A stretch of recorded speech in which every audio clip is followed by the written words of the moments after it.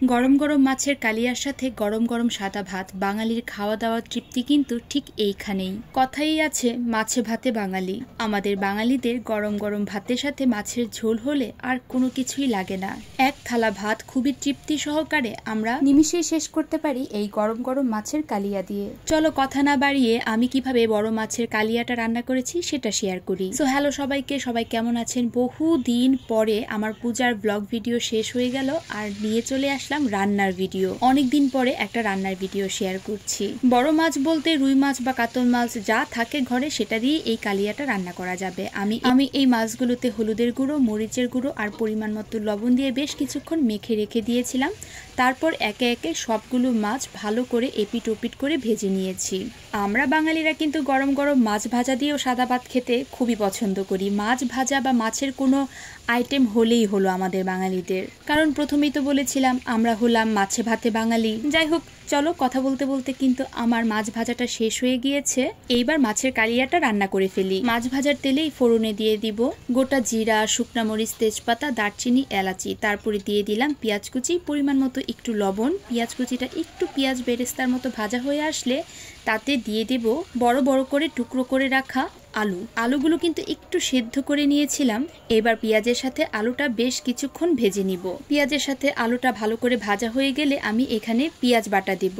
আর পেঁয়াজ বাটা দেওয়ার পরে বেশ কিছুক্ষণ ভালো করে কষিয়ে নিব যাতে পেঁয়াজের কাঁচা গন্ধটা একদম না থাকে। এরপর রোজকার যে মশলাগুলো থাকে সেগুলোই দিয়ে দিব। রোজকার মশলার মধ্যে ছিল হলুদের গুঁড়ো, মরিচের গুঁড়ো, জিরা বাটা, ধনিয়ার গুঁড়া আর যেহেতু কালিয়া রান্না করছি তার জন্য অল্প পরিমাণে চিনি।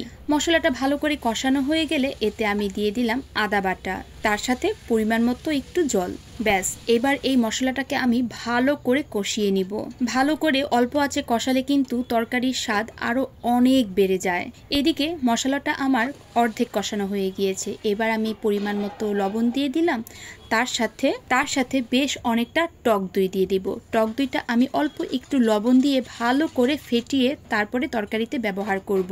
টক দইটা ভালো করে ফেটিয়ে নিলে তরকারিতে দেওয়ার পরে কিন্তু একদম দানা দানা থাকে না। আর মশলার সাথে টক দইটা মেশানোর সময় চুলার আঁচটা কিন্তু একদম মিডিয়াম রাখতে হবে। এইবার এই টক দইটার সাথে মশলাটা আরো কিছুক্ষণ আমি ভালো করে কষিয়ে নিব।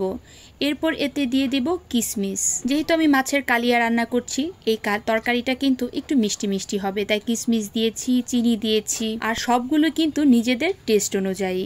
মশলাটা ভালো করে কষানোর পর আমি ফুটন্ত জল গরম দিয়ে দিয়েছি যাতে তরকারির স্বাদটা আরো বেড়ে যায়। এরপর দিয়ে দিলাম ভেজে রাখা মাছগুলো। আমার বাসায় সদস্য সংখ্যা যেহেতু 10 জন আর আমি যেহেতু 2 বেলার তরকারি রান্না করছি, মানে দুপুরের আর রাতের, তাই 20 টুকরো মাছের পিস নিয়েছি। এর জন্য তরকারির পরিমাণটাও কিন্তু আমার বেশি।